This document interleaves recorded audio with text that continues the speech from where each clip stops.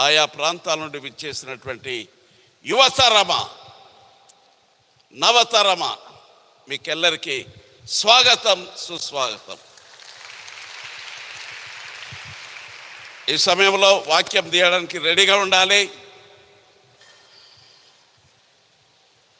యెషయా 6వ అధ్యాయము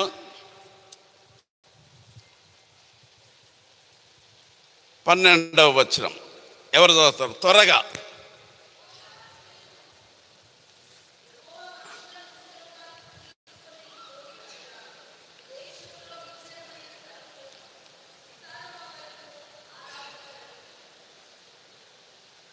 యెషయా 6:12.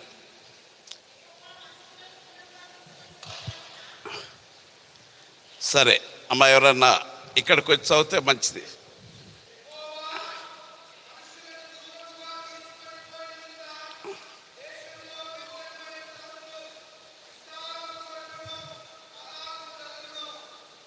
సరే, ఈ రోజుల్లో ప్రియమైన బిడ్డలారా, చుట్టూరా మన ప్రపంచాన్ని చూస్తుంటే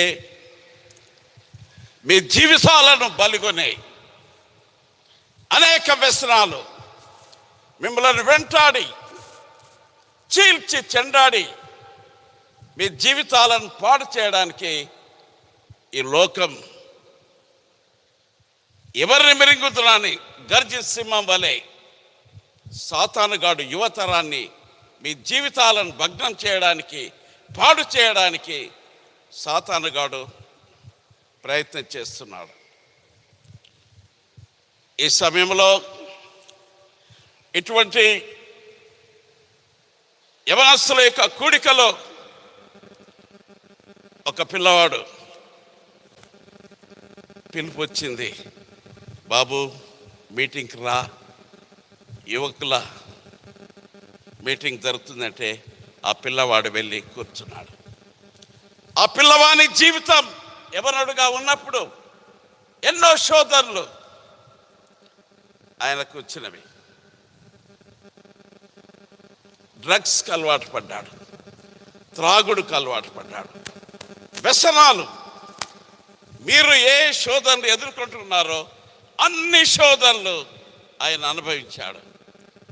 అయినా ఆ పిల్లవానికి ఒక పిలుపు వచ్చింది.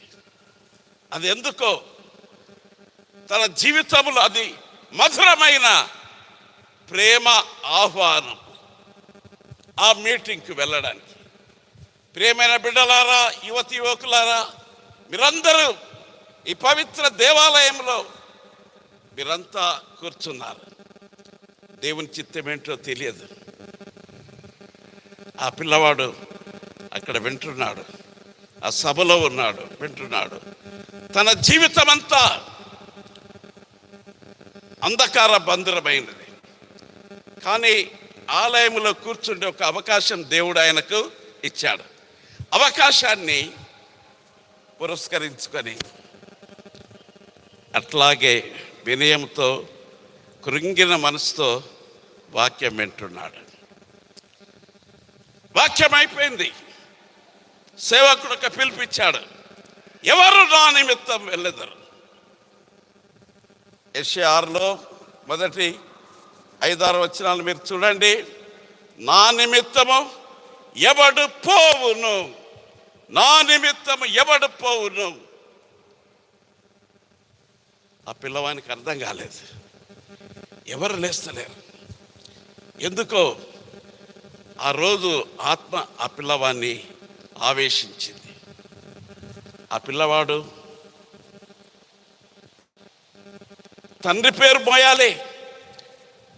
తండ్రి ఒక మహమ్మదీయుడు, ఆ పేరు ఆయనకు దక్కలేదు. వాళ్ళ తల్లి ఆయన ప్రేమించి పెళ్లి చేసుకున్నది, ఆమె పగడాల మరియమ్మ. ఆ తల్లి కడుపున పుట్టిన పిల్లవాడు కాబట్టి తండ్రి పేరు దక్కలేదు, కానీ తల్లి పేరే పగడాల ప్రవీణ్ అనే ముద్దు పేరు పెట్టబడినటువంటి ఆ పిల్లవాడు.